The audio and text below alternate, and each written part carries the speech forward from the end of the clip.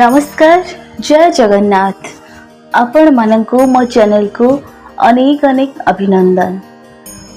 आज हेउछि पार्श्व परिवर्तन एकादशी।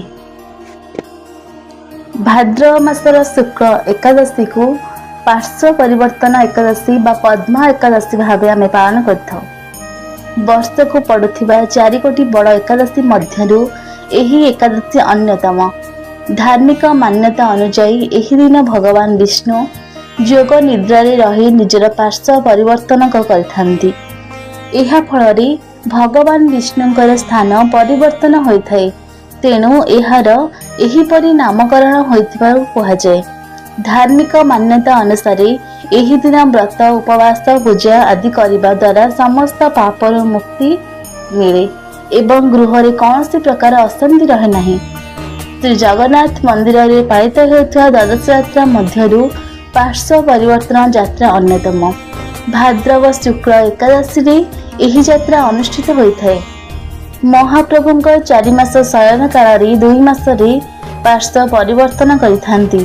भाद्रव शुक्ल एकादशी दिन भोगमंडप नीति शेष होगा पर 3 ठाकुरंक महास्नान होई नुआ लुगा लगी कराଯାଏ। तत्परे पूजा पंडा पति महापात्र और मुदिरस्थ सेवक घटुआरी घरु आसिथिबा चंदन श्रीअंगले लागि कराथाए। एहा परे श्री मदन मोहन को महाजन सेवक रत्न सिंहासन विजय कराई थांती। सेठारे महाप्रभुंक द्वारठारु आज्ञामाला पाई मुक्तिमंडप निकटरे थिया पालिंकी को विजय करिथांती।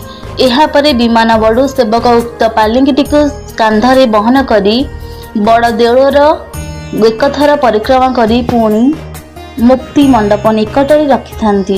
एहा परे श्री मदन मोहन जया विजय द्वारा निकटरे विजय करिथांती और सेठारे एकादशी भोग एवं बंदापना होइथाय। तत्परे श्री मदन मोहन दक्षिणी घर को विजय करिथांती।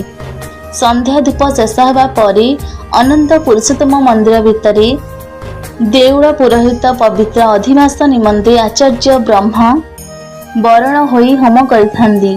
प्रथम बड़ सिंहार बेश और भोग शेष होगा परे खट सेज घर धोपकाल होई देउळ पुरोहित एही घरे पंच मोरुजरे 3टी मंडल काटिथांती और एहा उपरे पूर्ण कुंभ प्रतिष्ठा करिथांती।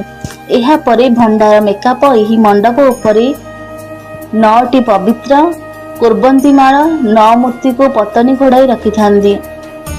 तत्परे देउड़ पुरोहित वरुण पूजा करी उक्त पवित्रटी को 3 बाड़े मंत्र उच्चारण करी अधिवास कहवा परे खट सेज घर मुद दि जाए। भीतर मैलम सरिस महास्नान सरिबा परे पालिया पुष्पालक नुआ लुगा लगी करिथांती।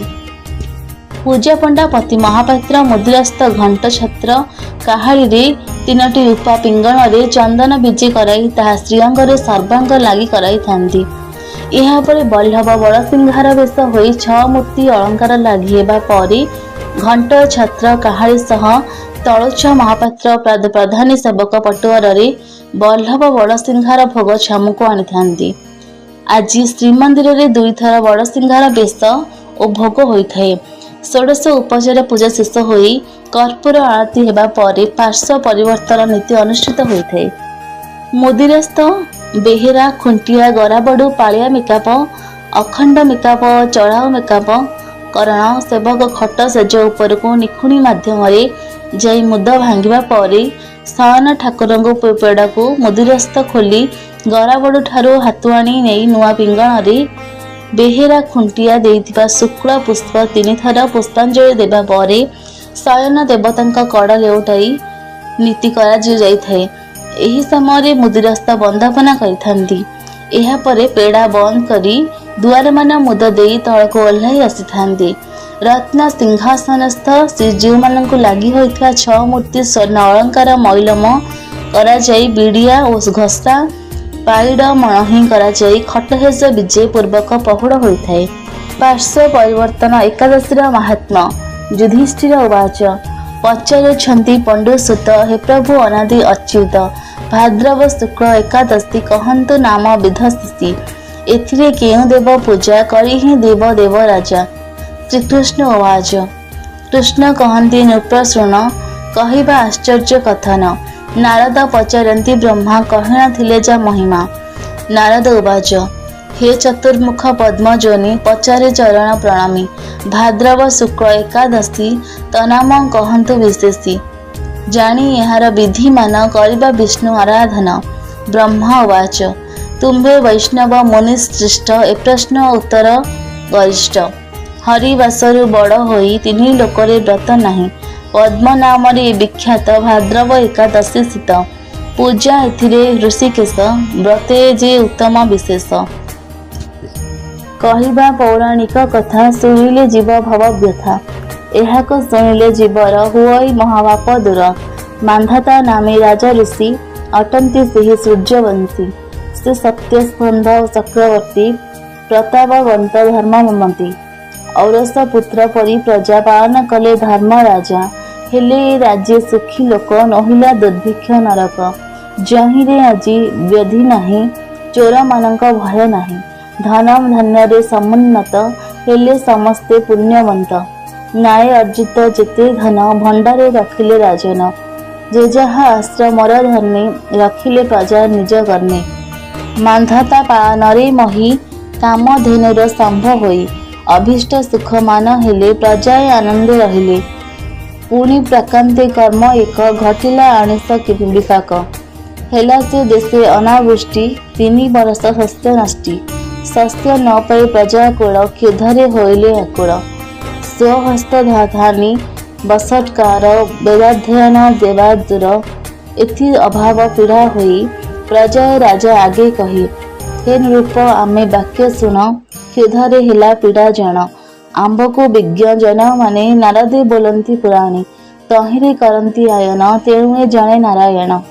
पर्यंत रूपी भगवान सर्वज्ञ सर्वस्थित जन।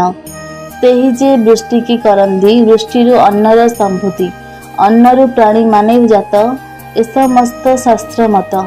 से जल अभाव पुनः क्षय होइबे प्रजागण। जे रूपे हेब बरषण से रूपे विचार राजन। राजवाच सत्य कहली मिथ्या नहीं अन्न वर्जीव व्रत कहीं। अन्न हुअंती प्राणी माने एमाने जीवंती रे अन्ने।